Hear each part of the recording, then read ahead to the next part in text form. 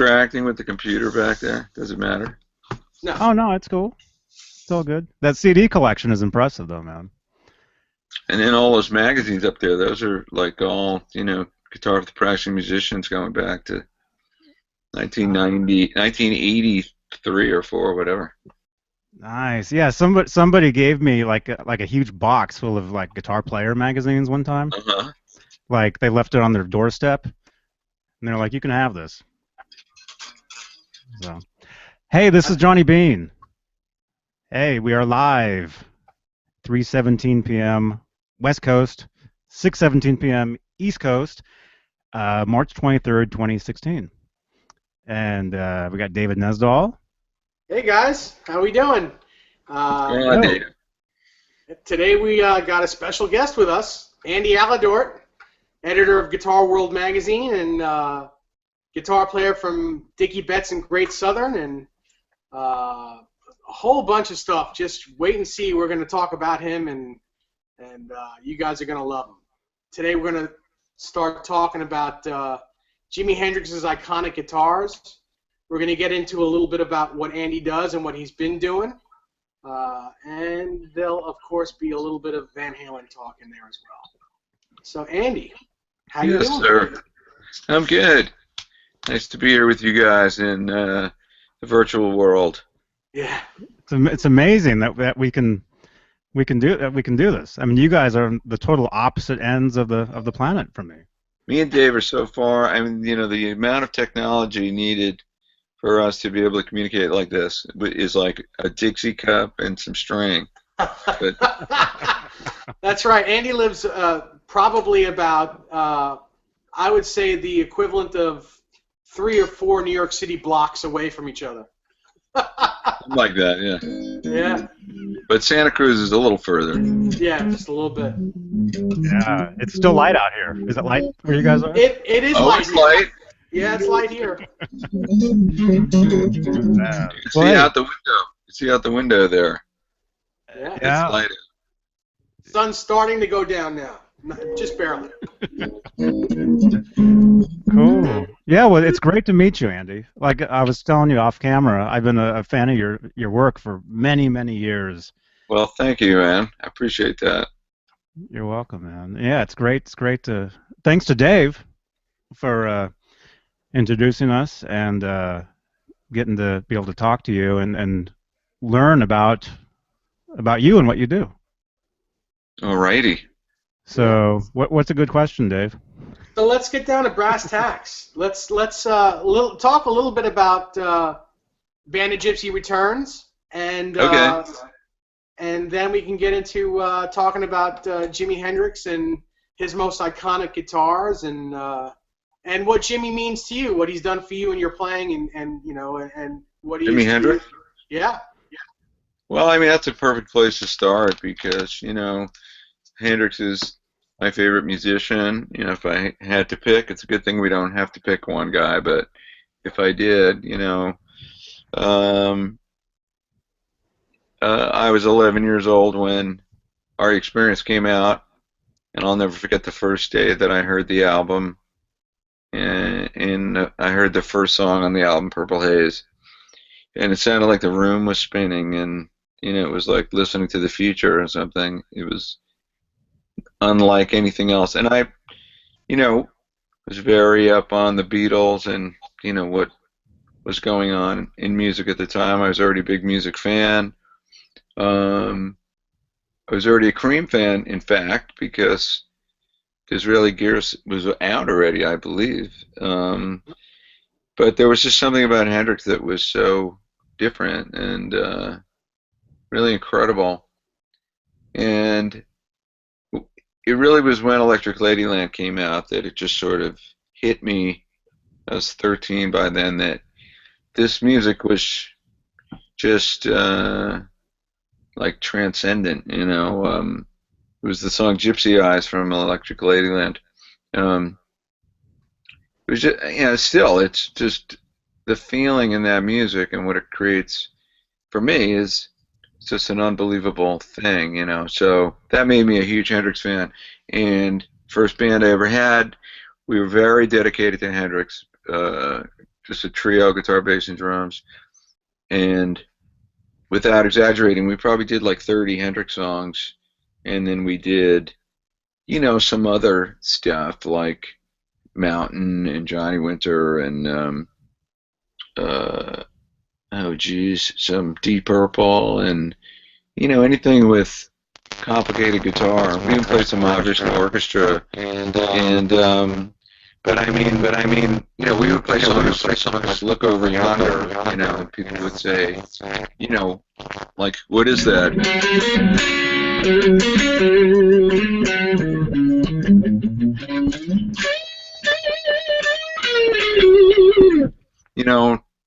People would say, what is that? There's a Hendrix song. So, fast forward, I got to know Chris Layton and Tommy Shannon from being a writer for Guitar for the Practicing Musician. I met Steve Ray Vaughan, interviewed him a bunch of times. We played together one time, got to know Chris and Tommy, and then very sadly Stevie passed.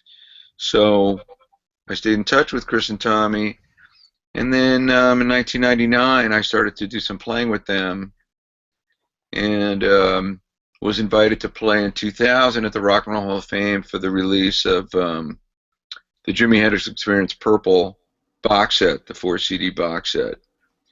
And that was when I first met Billy Cox and Mitch Mitchell, which was really exciting to meet them. And Billy comes in, we were all in the dressing room, and Billy comes in, and he points at me, he goes, "Oh, I heard about you," which was funny. And then he took Tommy Shannon's bass, and me and Billy jammed for like an hour and a half. Like, this was before the show.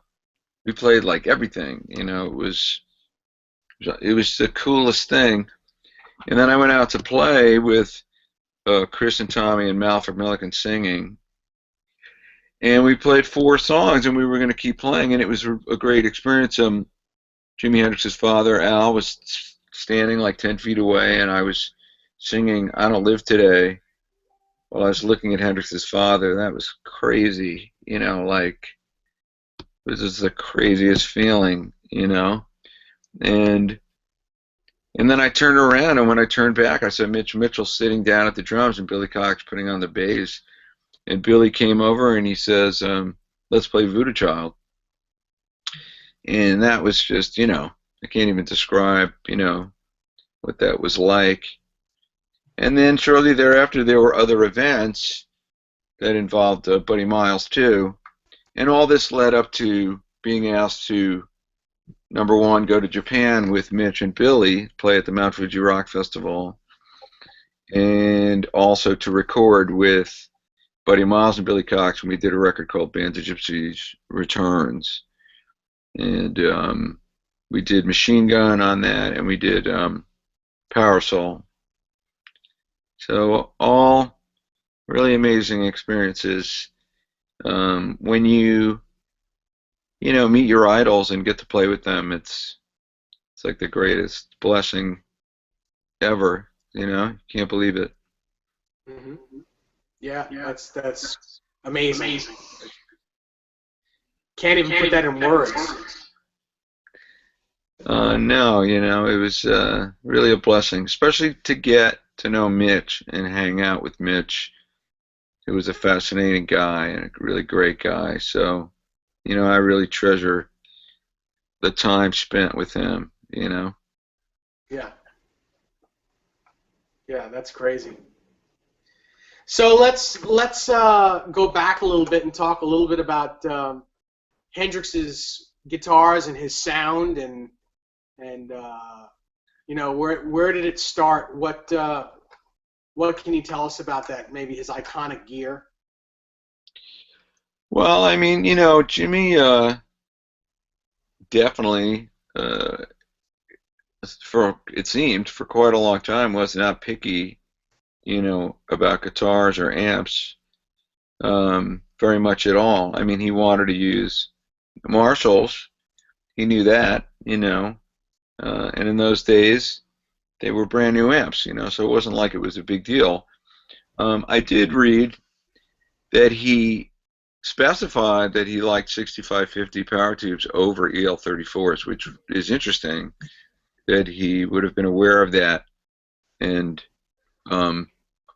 wanted those tubes in his amp. And the story was because he thought it sounded more like a Fender amp, a cleaner sound, which I think is true. But you never know, it's the early days, so he was getting brand new Marshalls, running into them as fast as possible with his guitar like a spear, and snapping the necks off his guitars and poking holes in the speakers and knocking the amps over. And there was no such thing as flight cases in those days, so the amps, became so damaged. And Hendrix made a lot of jokes about those things in his live shows, He would say, I have to apologize, because we're playing on a bunch of rubbish, because the gear was so beaten to death. So you'll see Jimmy with, so many different strats, especially in the early days. It's almost like he never is playing the same guitar. Right. So, so to me, the only Hendrix guitars that became iconic, he had his first painted V very early on, which was kind of iconic, but that guitar did not stick around, and you did not see him play that, in live shows very much. It's iconic, and it was recreated, so people are aware of it now, but it's not really a guitar that got played a lot. It really wasn't until, I would say, 68, he started to play his white Strat. He started to favor maple neck guitars and stop playing rosewood neck guitars completely. And there were two. There was a white and a black with maple neck, and they were new guitars. And so I'm pretty sure the guitar used at Woodstock, was a guitar that he really liked and stuck with and played all the time. Sometime around then, he stopped switching guitars all the time. So, like at the Bands of Gypsy show, he played the black one and the white one. Right. And almost from that point on, all you ever see him with is one of those guitars, unless he's playing his V that they made for him, which he got pretty late with the Trini Lopez split diamond inlays. And it was a lefty guitar, which is also unusual for Jimmy to have a lefty guitar. So that's a lefty guitar. But truthfully, he probably only got to play that guitar for, like 4 months or something, Right. Right. Now, I worked at Manny's Music for a while in the mid '90s, and the stories that used to go around with that, Henry, the old man, used to close down Manny's on a Saturday, either a little early so that Jimmy could come in, and he would bring down 10 or 15 Stratocasters, and Jimmy would pick the best 6 or 7 of them and take them all. And from what I was told, he'd keep three for himself and then give the other ones away. Is that true? Or to your knowledge? From everything I've read, he gave guitars away all the time, constantly. It was just something he would do all the time. He would give guitars to strangers, Yeah. Al Cooper told me a story that when he was at the record plant recording with Jimmy for the Electric Ladyland sessions, they did the song Long Hot Summer Night together, a great song. A lot of people don't necessarily know that tune.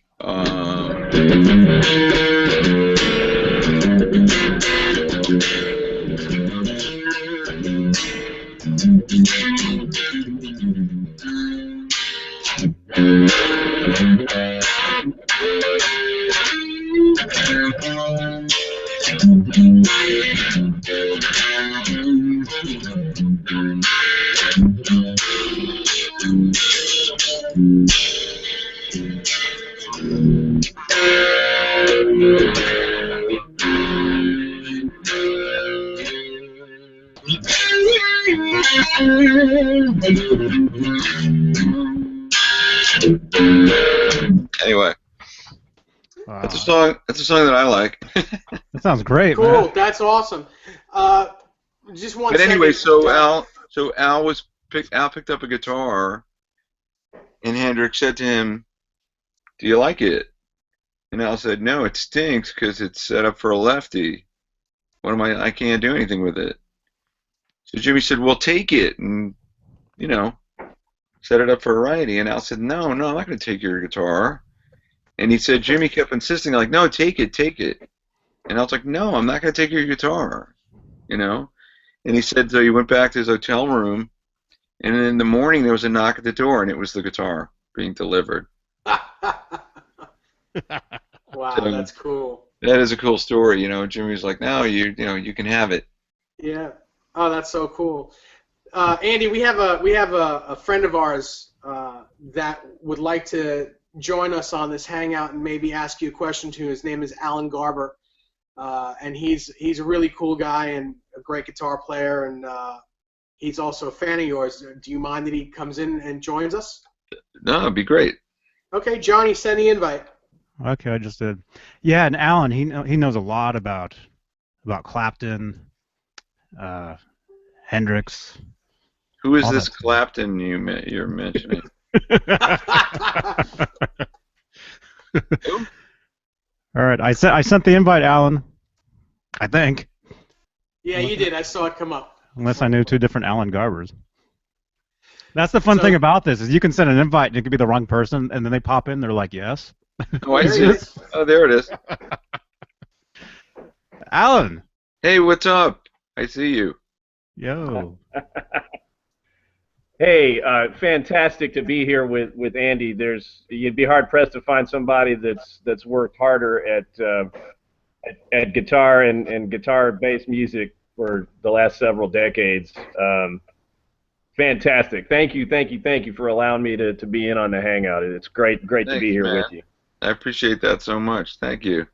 Yeah, of course, man. Awesome.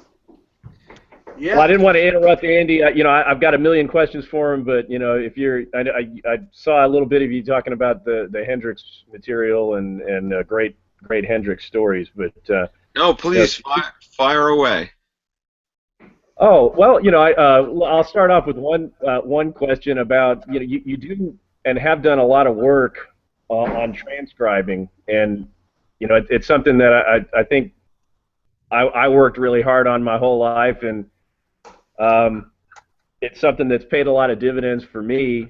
Mm-hmm. And I'll say it's kind of tough to frame this, but it is sort of an inexact science. Absolutely. You do the best you can do. Yeah, you always do the best you can do, and I continually reassess the same material Sure. over and over again over decades and decades. Absolutely. And I imagine you approach things the same way. I think that you have gotten, and other transcribers, but as a player and as a transcriber, I've seen the work that you've done on Hendrix specifically, and I think you've really made some major accomplishments in transcribing Hendrix properly. It's amazing. I mean, so much so to I'd almost say that your Hendrix transcriptions and studies of his style are pretty much it. I mean, I don't know how much further you can go to get it more accurate. So Well, I've tried, and I appreciate that. I mean, I've tried hard. What you're talking about for me goes back to being a kid and sitting there with the vinyl and lifting the needle 100 times, and that first band I ever had in 1974. We would play a song, and like something like On Fire, like when I finally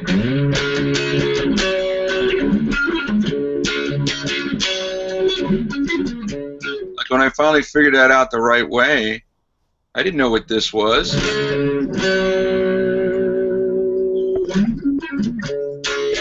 I mean, I had it so wrong, for the longest time, and just experimenting, listening.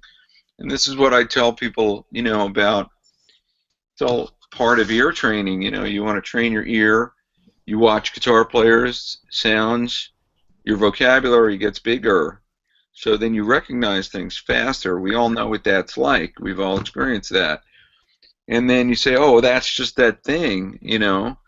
And with Hendrix, you know, he had this big vocabulary, especially for rhythm guitar, that he used on so many songs. So then you would hear something and you would say, oh, I know what that is, because he does that on Little Wing, and he does that on Bold as Love, and it's that thing that he does. And so, you know, you start to put those pieces together. And, I mean, the last, you know, generation, this most recent generation, they have the benefit of YouTube, and they can watch people play. But before that, you know, I mean, whatever it was, 1981, 2, 3, you know, VHS tapes appeared. And as soon as they appeared, so did bootleg videos, you know, so you could go get a bootleg and watch somebody play. But even before that, you know, like the Jimmy Plays Berkeley movie, I mean, I went and saw that movie like 100 times. Wow. Yeah. You mean, like, I couldn't go see it enough times. You know, every time I went, I would just be like, what is he doing? How is he doing those things that he's doing? So, you know, you would go crazy for, you know, those little pieces of information. But, you know, the other side of that is you go all these years later and you have all these transcriptions and lessons and different things and different ways people do things. Like, I had a conversation with Eric Johnson a couple of years ago about the song House Burning Down.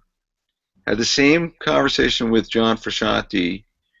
We said we were going to drop names, so I guess this is the name dropping part of it. Absolutely. You're more than welcome to. But, it's not name dropping for you because you're all friends with them.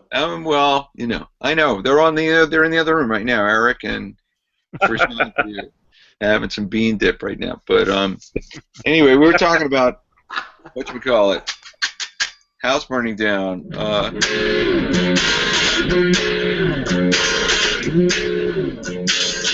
you can't see.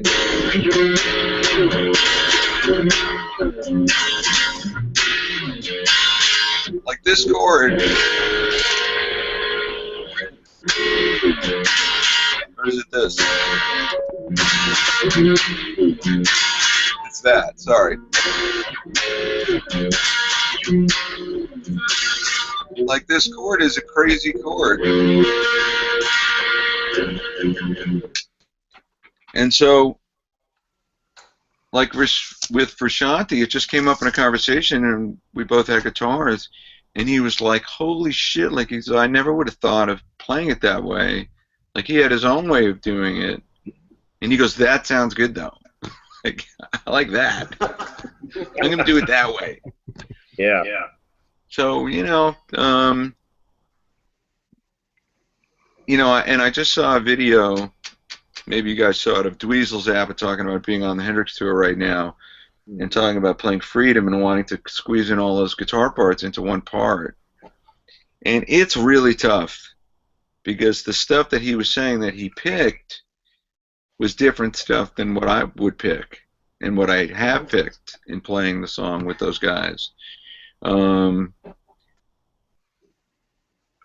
know, specifically with Hendrix, and Dave knows this, I've listened to so many bootlegs that when I play a Hendrix song, I try to put every frickin' lick in from every version. You know, like when we do When Cries Mary. And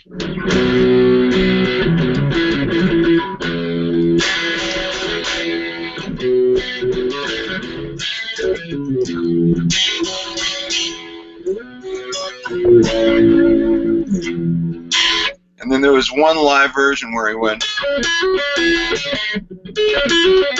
Sorry.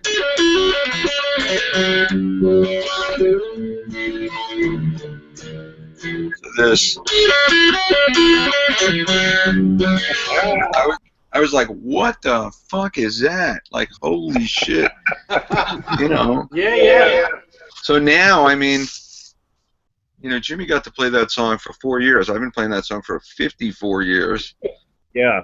And Yeah, I play I that haven't lick every totally time. understand what you're talking about. Yeah. So I play I that have a lick every same. time we play it because it's like it's amazing. You know, it's like it's so creative. Absolutely, and I've done that too. I found that to be really helpful for me. You know, when I really dig into somebody, you know, going back to the as many bootlegs as possible and learning, you know, all the album versions and possible permutations that I can find live has been, you know, amazing to me. And it's great if I do ever happen to be in a situation where I'm playing one of those songs live, because I'm throwing in stuff that people have no idea. They think I just came up with it off the top of my head, when in fact I'm just ripping them off to the nth degree, really. You know. Sure. I'll give you another example. You know, it's one of those personal pet peeves, but you know, no one to me ever plays Spanish Castle Magic the right way. And when I got to play with Mitch and with Billy and with Buddy and Billy, Billy said to me specifically, he's like, "That's cool, because that's the right lick." And what it is you have to go.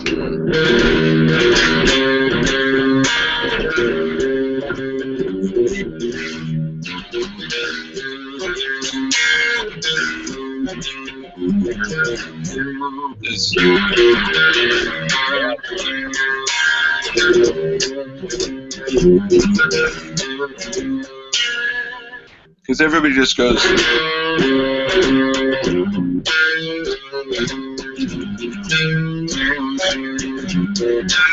And you know, that's okay, and Hendrix did that too, but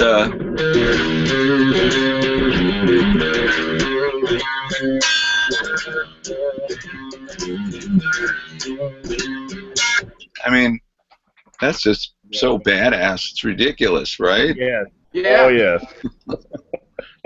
And then, you know, you're talking about like something like you know, where to play.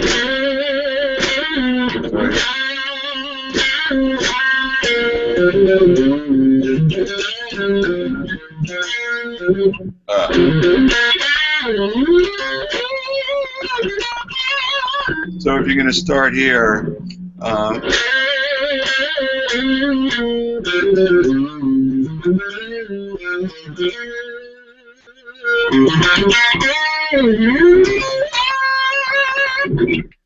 I mean, it's just so creative. It's like ridiculous.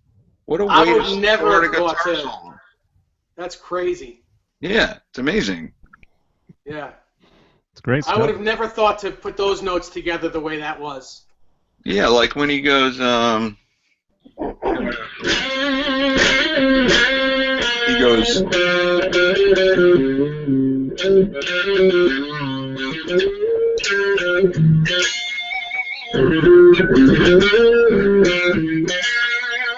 What is that? Like, what the hell? That's not like B.B. King, that's for sure.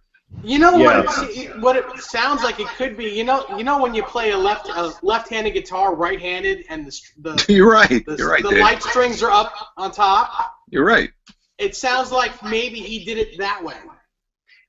Well, maybe he's so used to playing upside down, he's like playing upside down licks on Yeah. his guitar. Yeah, 100%. I know that for a fact. I'll drop a couple of names, but I'm friends with Doyle Bramhall II, and I know that has made him, you know, a lot more of an original player by even just using the same notes, but shuffling them around with that upside down lefty. Although Right. he plays right side backwards lefty, whatever. He doesn't play it Hendrix style, but you follow what I'm saying. Does Well, someone yeah, have- because Jimmy would play a right, you know, as a lefty. Jimmy, well, I mean, that's what Doyle's doing. Doyle is playing a guitar upside down, and he decided to stick with it. But you're right, and you know, from being friends with Joe Carter, aka TJ Swan, you know, he's a lefty. He's a great guitar player. You know, he came to take lessons from me in 1980 when he was about 17, and he's a lefty, so we would trade guitars and both play upside down. To work on Albert King and Otis Rush, so we'd have to play the way they played. Yes. And I learned, you know, like I could still do it today, but like if I want to go, but it's a lefty guitar, I have to go, you know? Yeah. Just,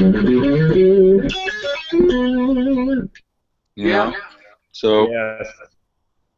it's great perspective. Yeah, this is a good opportunity for Stevie Ray Vaughan thing. So I was talking in one of the interviews with Stevie about playing upside down and, you know, the difference between the sound that Albert King gets because he's upside down. And Stevie said that the guitar made more sense to him upside down. And I said, really? He goes, yeah, it makes more sense when it's strung that way. And I thought that was very weird. And he's told me that he kept a guitar. At that time, he had a guitar. It was 1986. He kept a guitar on the road with him that was strung upside down that he would play sometimes. So as a joke, I said, well, it's not like you're going to switch to playing the other way. And he said, I might. Wow. I might. Yeah. Wow. I just told Doyle that story. I was on the phone with him about a week ago, and I told Doyle never heard that. He thought that was pretty funny. That sounds like something Stevie would say. The guys know I told a little story. I was lucky enough to meet Stevie right before he passed away, and you know, he was a real sweet guy who That was he was. incredibly generous. I mean, I said this before in another hangout that we did, and I kind of went over my little experience with him, but I mean, that guy talked to every fan for as long and as much as they wanted, took as many pictures, signed as many autographs, and I mean, he suffered every fool in the building. I mean, he was everything that I really imagined any hero could be, and he was He was a very, very warm guy, and people ask, if they do ask, you know, what was Stevie like? I say, you know, what he was like, he was exactly like what you would think when you listen to his music. That's what he was like. That feeling you get when you listen to his music, that's him. You got it.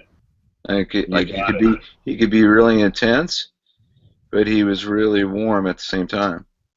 Mm-hmm. Yes. Wow. Real quick, Well, does someone have two devices on? Because I hear a lot of delay in our talking. Does anyone have like two devices on doing the same thing? I hope it's not me. I'll check. I mean, I have some sound coming out of my speakers. I don't know if that's what it is. I don't know. I have to be able to hear you guys, though. You know. I don't know if it's you, Andy, because I haven't heard you echo at all. Today. Yeah. Hey. I consider myself. Elf. Yeah. It hasn't been so bad, but it is there. So just to keep this rolling, because I know Andy doesn't really have that much time, let's talk a little bit about your time at Van Halen camp at 5150 back in '95. Yeah. Well, I went there because Billy Corgan wanted to interview Eddie. And in 1995, you know, Melancholy had come out, the Smashing Pumpkins album, which is, you know, 16 times platinum, pretty successful record. Yeah. And I got to know Billy pretty well. I went to his house. He made lunch for me. He made me soup and a sandwich because it was cold out. And he was great, you know. He said to me once, I visited him in his hotel, and he was in New York, and he's like, what's that Hendrix thing where it sounds like one note is going up and the other note's going down? I went, I said, is it that? He's like, yes, that. Show me how to do that. So that's cool. Why don't you show us how to do that? Show us how to do that real quick. That's amazing to everybody me. knows how to do that.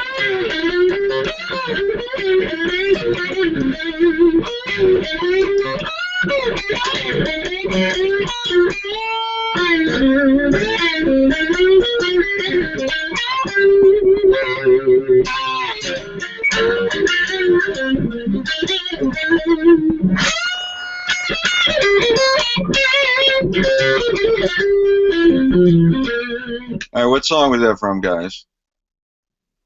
I don't know. Come on. Oh,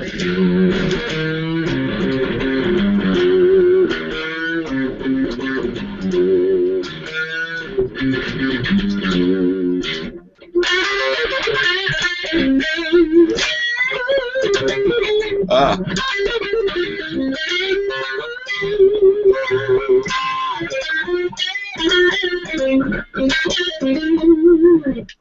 So now you know, right? Yeah, very cool. Who knows? right. Very cool. What the hell are we talking about? Talking about Yeah, the Billy Corrigan interview with Oh, Van okay. Halen. So, Eddie. So we went out there. Me and Brad Talinsky went out and met with Billy and went to 5150. Hung out with Eddie and Alex in the studio, and Billy interviewed Eddie, and Eddie played us some tracks. Played us that track "Crossing Over," right? Is that what it's called, Dave? Yeah, sure. And I guess although you said you thought it had been released already by then, right? He told us it had not. No, the Balance record. That wasn't on the Balance record. Okay. Crossing Over. Well, It was- actually, I think that was a B-side, wasn't it, Johnny? It was a B-side to one of their singles, but it was released on the Japanese pressing. And what year though? Because at that time it was either 95. 94 or 5. He said it wasn't out yet.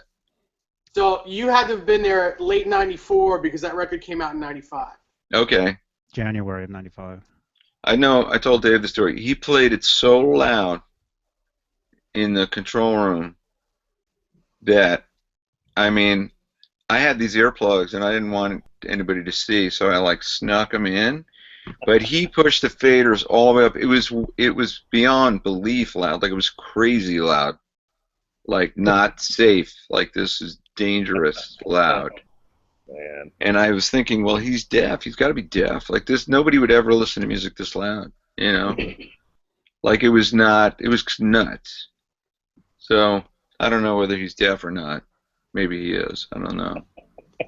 But, anyway, I think Dave wants me to tell the story of, after the interview was done, Billy and Eddie went into the studio part, and you could see it was cool. Eddie had his one cabinet that at a specific angle with the 157 microphone on it, and that never moved. That was it. That's all he used. The heads he would keep in the control room with him, I think, because there was no head in there. There was the story about Alex's drum set where it was like there were so many microphones on his drums. It looked like lattice work of steel, like just poles. Not joking, like it must have been like 80 it was like a microphone with a microphone on the microphone and then another microphone on that microphone. So Talking I was about like, feedback. like it was like, how would you even get into the drums? Like, it was crazy. Like, there's, has it come up through the floor? So he's standing there, and I go, "Wow, you have a few microphones on your drums." Like, so I don't know what he said, something like that. And he's like, "What's that supposed to mean?" And I go, "There's a lot of mics." That's what it means. Oh, I love that story. And he's like, "What?" He was like, "What's that supposed to mean?" Like, I go, "There's a lot of mics. Really seems to be a lot of mics for a drum sound that sucks." I didn't say that. I left that part out. The world's worst drum sound. I said, maybe you should switch one of those 87 mics and you'd actually get a good drum sound. I don't know. That would make a difference. But anyway, so change the placement of 2 of those 800 microphones and possibly. Anyway, enough about that. So, just lost our. We just lost all the our. Van Halen fans are gone now. Sorry, guys. Sorry, kids. That's a great story, man. I mean, well, in those years, Alex might have gotten really crazy with microphones. I mean, when they started working with Andy Johns, who knows what kind of stuff they were doing. I mean, they were trying to do something with Alex's drums recording-wise, and that makes sense that he had a ridiculous setup, especially going back to when it was all electronic drums on 1984, and I'm sure they were just trying to do something different. Who knows? Yeah. So the story isn't over, by the way. Well, anyway, Okay. the point was that so they went in. So Billy and Eddie went in to do pictures, and in the control room, you've got the desk and the glass. And between the back of the desk and the glass is the wall where all Eddie's guitars are. So it's just it's a lot of guitars. It's just this rack, and maybe there's, easily 30 or 40 guitars. Like Dave, what's that one, the 12 string that was made for him? Cabo Wabo 12 string. Yeah. Oh, well, he had a Not few a of them. Cabo Wabo, The one he something used. else. It's not a Rick Turner, is it? Who is it? Oh, you're thinking of the Ripley? Was there a Ripley 12 string? There might have been a Ripley. Might have been a Ripley 12. The headstock is kind of like that. It's like an orangish color. I thought it was guitar? darker than that, but I can't remember. But that was like kind of a new guitar for Eddie at the time. I know the one you're talking about. Yeah. And there were basses in there, and there was all kinds of things. So they went in the other room, and I was like, well, I want to play every one of these guitars at least for like 1 second. So I was literally going like this, like pulling it out, playing a chord, putting it back, like over and over again. And Matt Brock was sitting there, and he didn't care, And I was just like, take it out, and I go, put it back. And this reminds me of the badge story, Dave. Oh, yeah. The solo and badge. I almost forgot that story. That was pretty funny.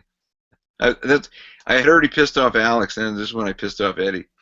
So anyway, so I pull out this guitar. It was a Music Man guitar, and right away it was like, wow, like the guitar was like it was alive, like it was a living thing. I mean, I'd been sitting there going like this, and it was probably the 6th, 7th guitar I pulled out. Right away, it was just like, holy mo! And I looked at Matt, and I went, what's up with this guitar?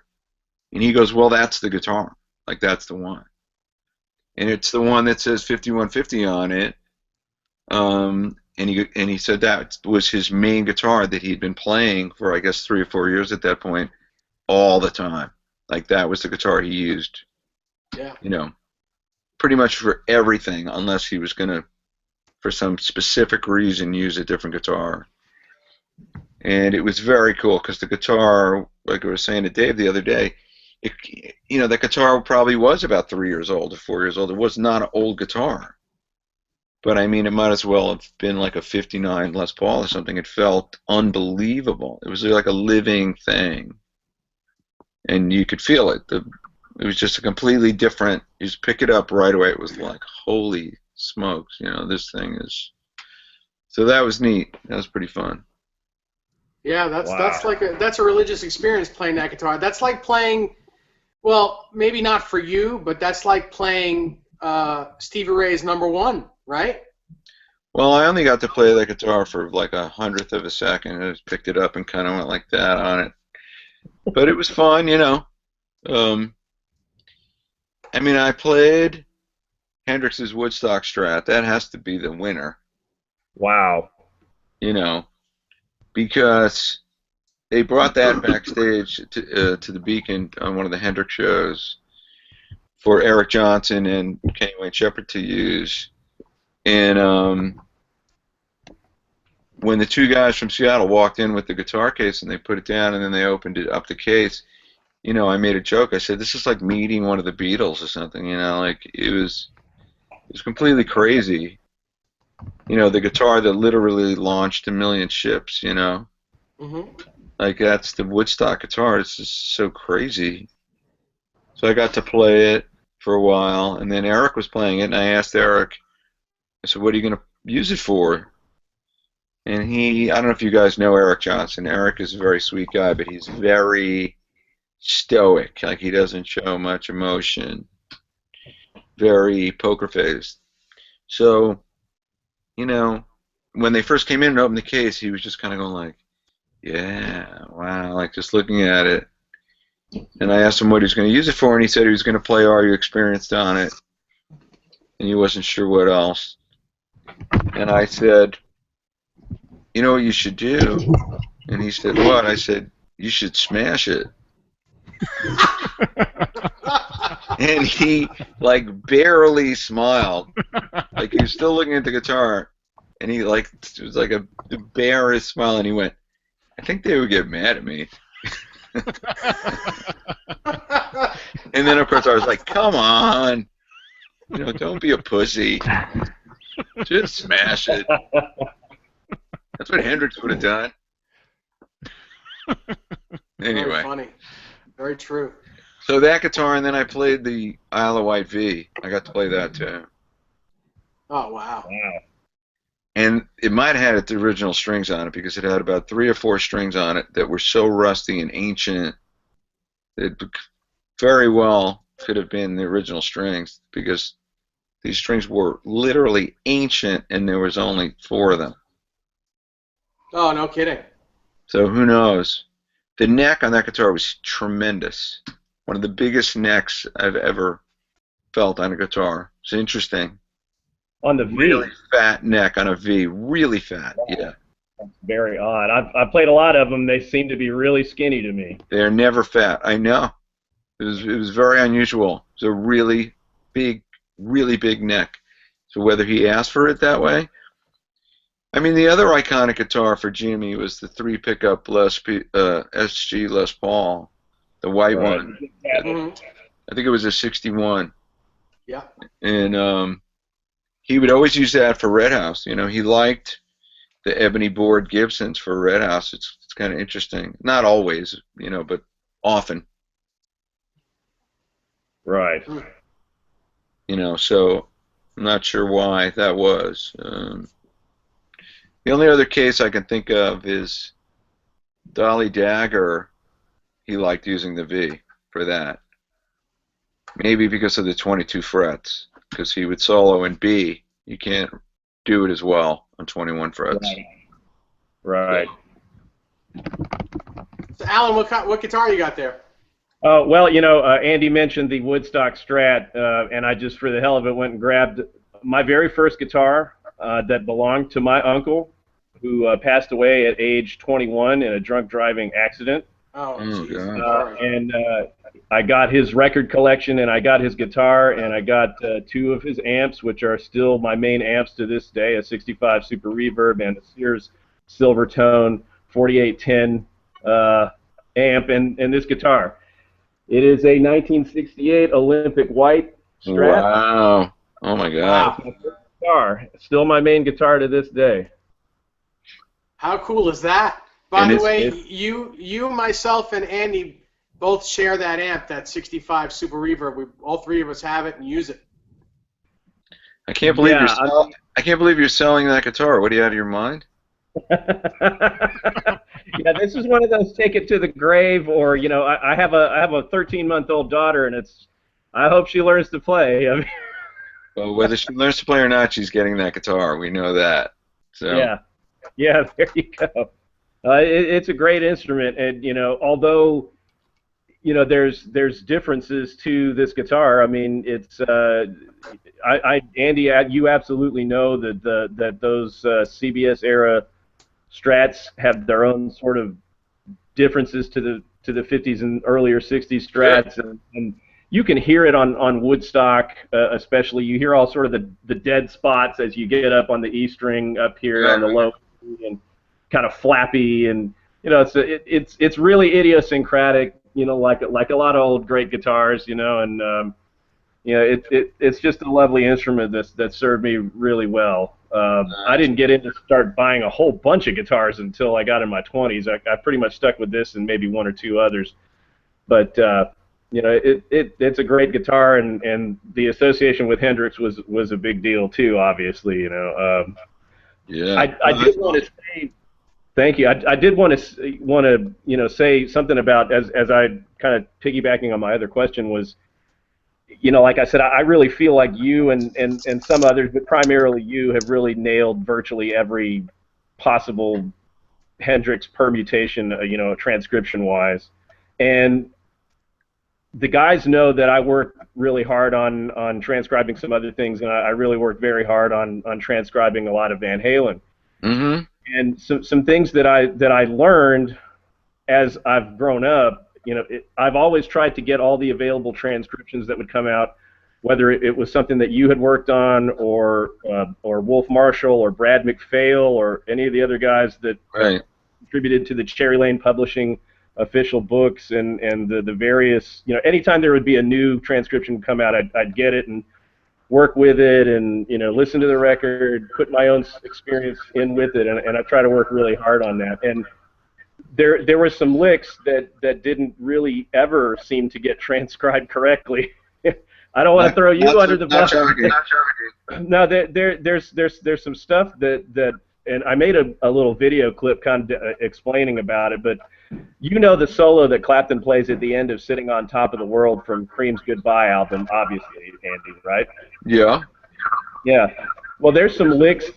There's basically a little lick that he does at the top of that solo on the E, B, and G strings. Let me grab a pick right quick. But that little lick would be like, Right. Yeah.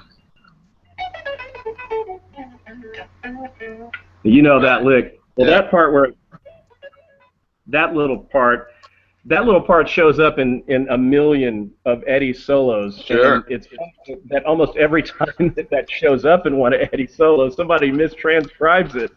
Oh, really? It's That's really weird. way off in a lot of the books. It shows up in Out of Love Again. It shows up in When It's Love, the second fast solo part of When It's Love, and it's the very ending little cadenza at the end of You Really Got Me and I'm the One. It shows up all over the place, but that part gets really mistranscribed. And I thought it was really funny to me. People speculate about where Eddie gets his licks, and people are always, oh, did he get this from Blackmore? Did he get this from so-and-so? And where did this come from? Is he an alien? Did he just pull it all out of his ass? And, what I learned after working really hard for decades on transcribing Eddie is that really, although there are some other influence, Holdsworth being a big one too, but he really was not lying when he said that it was live Cream that he really got his guitar lessons Right. from. It amazed me that it escaped the attention of a lot of people that are transcribing the material. No, that's kind of unforgivable. So, because he does it in Eruption too, like with the pull off and the open strings and stuff. It's almost the exact same lick. But he would talk about it.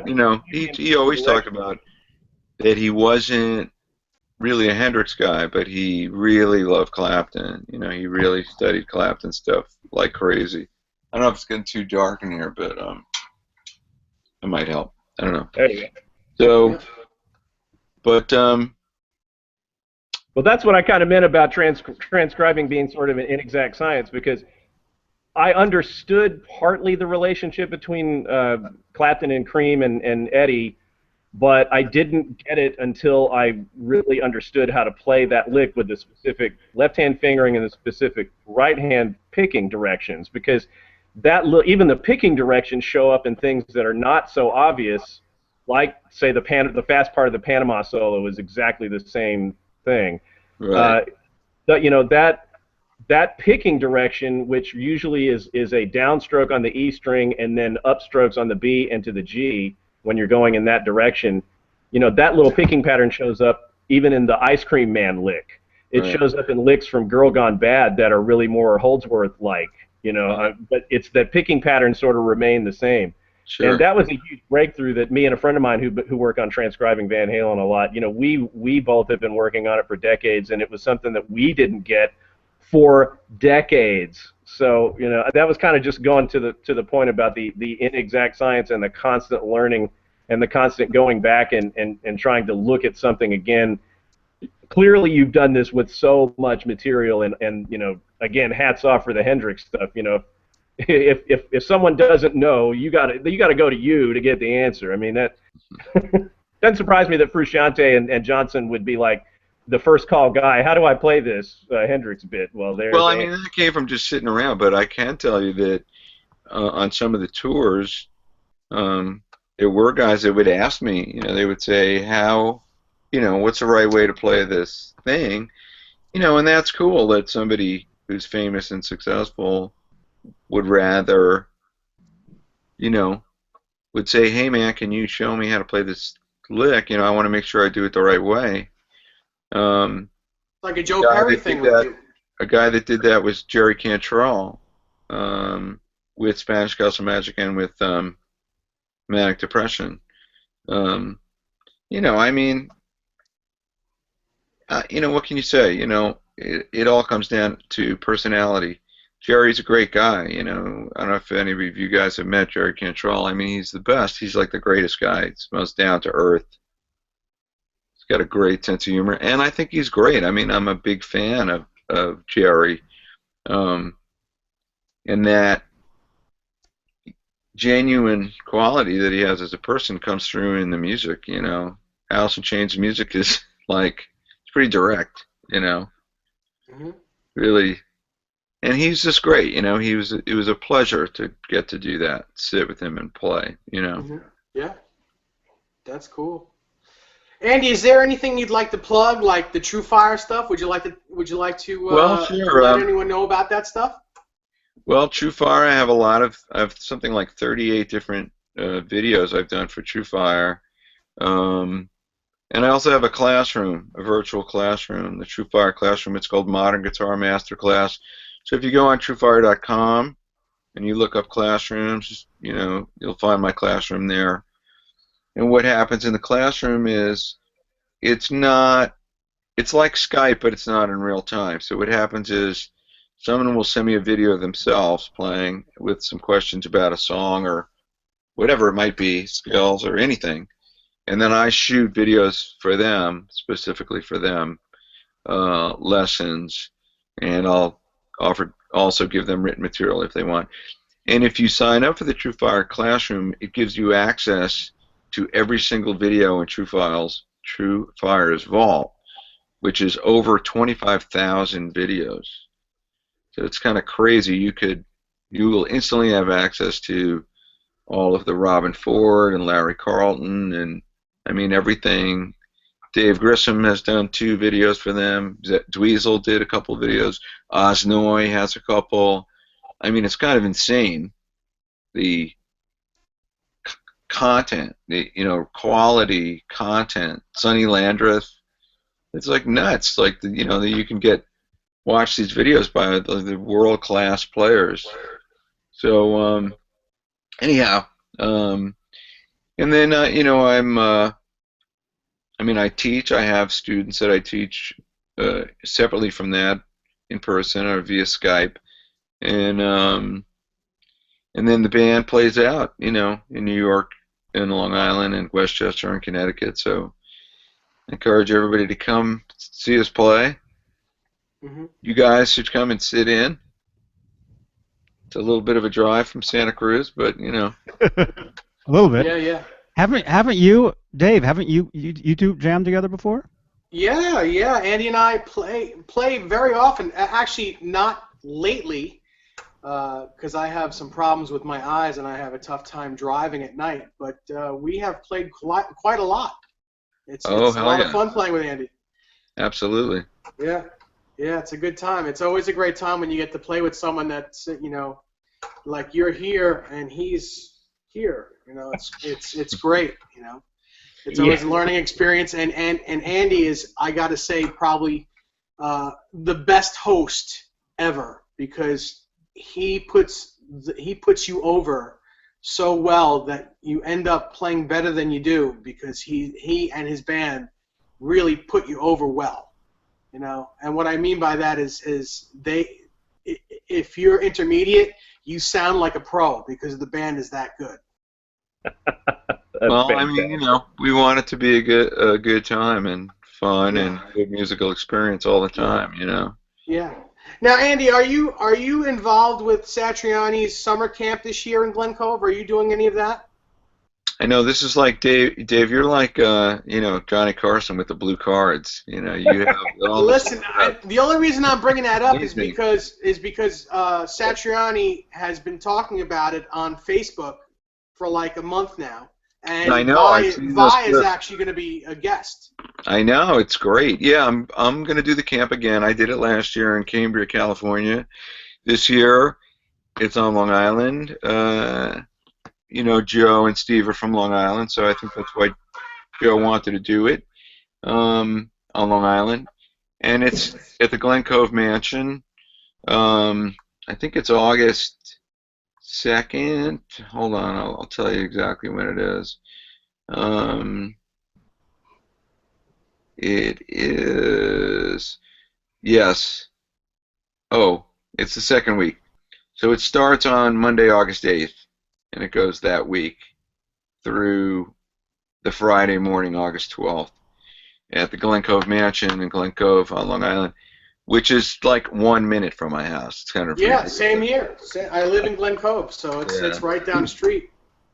Yeah, so that's really neat, and it was great last year. It was really fun because you teach all day, and then you play, and then you do a jam, and then everybody goes to the bar, and that's when it gets really ridiculous. Hanging with Guthrie until 3 in the morning, and guitars getting passed around. And there's this guy, Stig Matheson, is the head of Musicians Institute in LA, and I got to know Stig, and he's going to be there. And this guy is the best. He's like the greatest guy. He's hysterical. And he is a phenomenal guitar player. But I'll give you an example. It was like between 2 and 3 in the morning, and we're so drunk, and there's one acoustic guitar, and we're passing it back and forth, and all these people started to hang out. They were also drunk, and they were listening. They were, attendees of the camp. So he gives me the guitar. He's like, "Oh, show me how to play, Angel the right way." And then I'd hand him the guitar, and I'd say, "Show me how to play Now Your Ships Have Burned." Because he's a big Ingve head. Yeah. It was just hysterical. It was very funny. God, we were so drunk. It was ridiculous. Oh, I bet that sounded great when you're playing Now Your Ships Are Burning drunk. He could do it. He sounded fine. He couldn't walk, but he could play. So now this year, so he's going to be here. So I've given him advance warning. I'm like, "Steve, you're a minute from my house. You're in trouble, man. Like, this is, Yeah, you can walk home. Yeah. yeah. I'm just going to pick him up and drop him off somewhere and, let him wander the streets of Glen Cove." That's funny. No one will know who he is with his short hair. He's bald.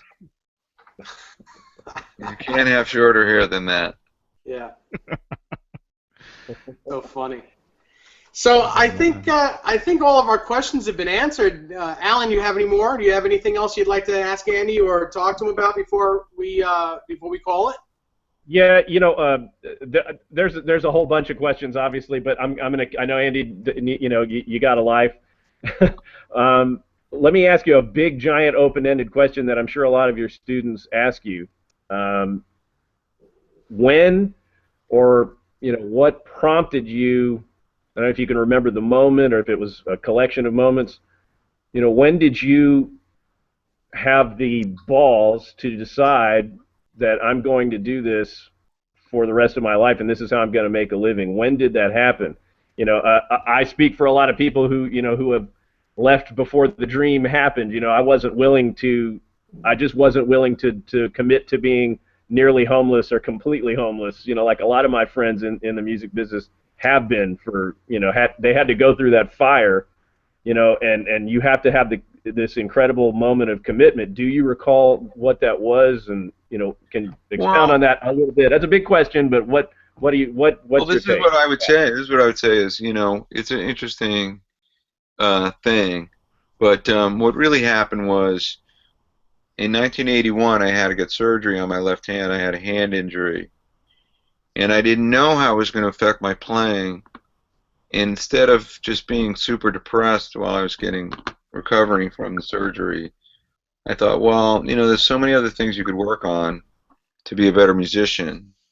So I started to transcribe more than ever, and I made this rule that you weren't allowed to touch your guitar when you were transcribing. Guitar was off limits. You had to do everything in your mind. Like, no reaching over, like none of that stuff. And it was hard, and I made a lot of mistakes, but I didn't care if I made mistakes, And I was transcribing bebop, like things that were difficult. I remember I wrote out like 3-4 pages of this Joe Pass solo, and at some point I got turned around of where one was.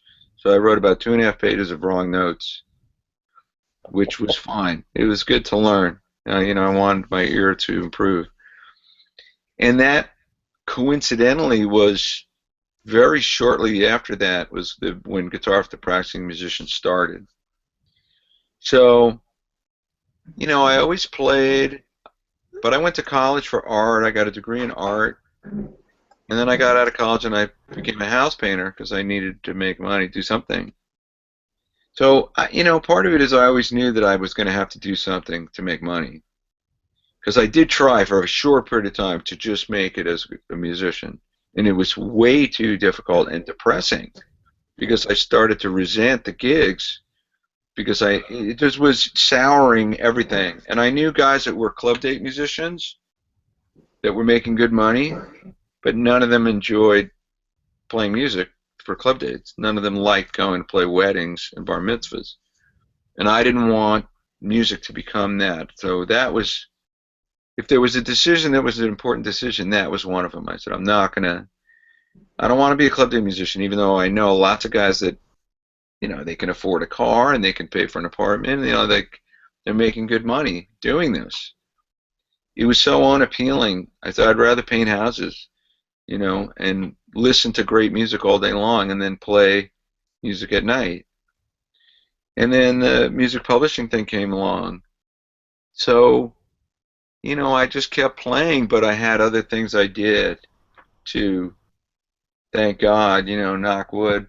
When I got married, I, was able to have 2 children and then eventually buy a house. And, that all came more from the world of music publishing and magazines and starting to do instructional. I did my first Hendrix book in 1987, the transcription book for our experience. So Yes. I got it when it came out. Playing. I didn't never stop playing, never stop teaching, never stop wanting to become a better guitar player. And so, the opportunity of working in publishing is what allowed me to meet these guys. And then, Chris and Tommy were the first guys, really, that heard me play and said, hey, why don't you come and play with us and record with us? And, it kind of started from there. But, I think the thing is, if you, I don't know, you reach a point where either you're going to play no matter what because it's like breathing, or you can live without it. And I couldn't live without guitar playing, I mean, it's, the odds of making enough money as a musician to, really survive are low. Mm-hmm. But, I mean, I would jump off a building if I didn't play guitar. So, it's just there's too many great things that have come just from playing music and meeting musicians and sharing music, and the community of music is too great. The absolutely amount that your life is enriched by that is, you can't even quantify that in any way. It never stops, So Mm-hmm. Absolutely. There's my answer. I have one question before we go, Andy, and that's what advice do you have to give to the new up-and-coming guitar players and musicians that want to do this, even if it's just for weekend warrior, or even become a full-time musician and a professional player? What do you have to say for that? Well, pretty much, what I was just saying, which is, you've got to be committed to bettering yourself as a guitar player, learning about music, and just loving it. Like there's so much to love about it. I mean, almost anywhere you turn, and music is so available now. It may have been devalued terribly because of it, but it is what it is. So I'm not going to say that, when I'm in my car, I'm not happy that I can put on the Pat Martino station on Pandora. I love it. I mean, why wouldn't I? Yeah. I already bought all his records, so I don't have to feel guilty about it. But so you can't, I mean, my son plays. You can't think about anything. Like if you don't become a painter of fine art to make money. Like forget it. It's ridiculous. And Yeah, you you wouldn't can't make become money a these days. writer. You wouldn't start writing novels because you think you're going to be able to buy a new car from it. It's just ridiculous. It has to be from the passion for the art form. And there is something that happens when you go play music live in front of people. That's an unbelievably great thing. That moment is, it's happening that night, that time, that one time, that's it. And so it's an opportunity for something cool, a life Yep. experience. Hmm. So it's really what it is, You have to play, you got to get out of your house, don't be afraid. I mean, more so than anything else, and this is where it's exactly like any other art form. Fear is a killer. It gets in the way of creativity. Um, so you have to divorce those two things completely and just be brave enough. And it doesn't really take, to me, that much, but for some people it does. Be brave enough to explore and play and meet people and just play music. And there's always going to be somebody better than you. It doesn't matter. It's like irrelevant. Hmm. Um, That you have to embrace that, be happy about that. Yeah. I mean, It's like how you learn. when the Yeah. aristocrats were playing at the camp last year, lined up along the wall next to the stage were Joe Satriani, Tosin Abasi, Mike Keneally, Bruce Belay, and I mean the other teachers, and we were all like, the second it ended, Keneally turned to me and he just said, that was fucking insane.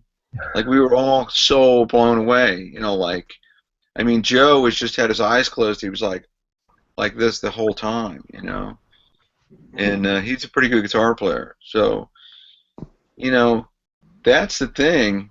There's just so much great music in this world. So if you are open to it and listen and, try to better yourself as a player, music will give you so much back. So, that's the thing I would say. Don't miss out on that, no matter what. That's a great answer. That's really Fantastic. amazing. Thank you for that. I mean, I can't live without it. Like we have 2 gigs coming up this weekend. We're going to play Stephen Talkhouse on Friday in Amagansett, which is a great room, and then Bo's Bar in Greenlawn, which is a crazy place, but they have a great crowd. And something cool always happens at Bo's musically, somehow, because of the people and the vibe. It's just a guarantee. So I can't wait, for something fucked up to happen in a good way. Yeah. That's awesome. Did you? All right, fellas. Yeah. Thank you so much, Andy. My We pleasure. really appreciate this. Really fun. Really great to meet you, Alan and Thank Johnny. you. And, we'll do it again sometime. Yes, Yeah, great to meet absolutely. you too, man, and great stories. And like I said, I've been a fan of your work for 25 years at least. Yes. Well, Yeah. thank you guys. That means the world to me. Yes, yes. Okay, don't hang up. I guess we're done. Yeah, we're done. Andy, that it? just stay on the line for 1 second Okay. while we get this wrapped up. I'm going to say goodbye, but don't hang up. All right. Hey, this is Johnny Bean. Thank you very much, Andy Aledort. My Awesome. pleasure. Awesome stories. Alan Garber, thanks for jumping in here, man. You bet. Thanks for having me. Oh, of course, and David Nesdall. Yeah, Awesome. peace. Awesome. So, Andy, what's your website, real quick? It's andyaledort.com. ANDYALEDORT.com. Cool, cool. And yeah, go check him out. He's got a shows page. He's got 2 shows coming up this week. Yep. Right? Awesome, awesome. Okay, Johnny Bean, johnnybean.com. See you guys later. Bye.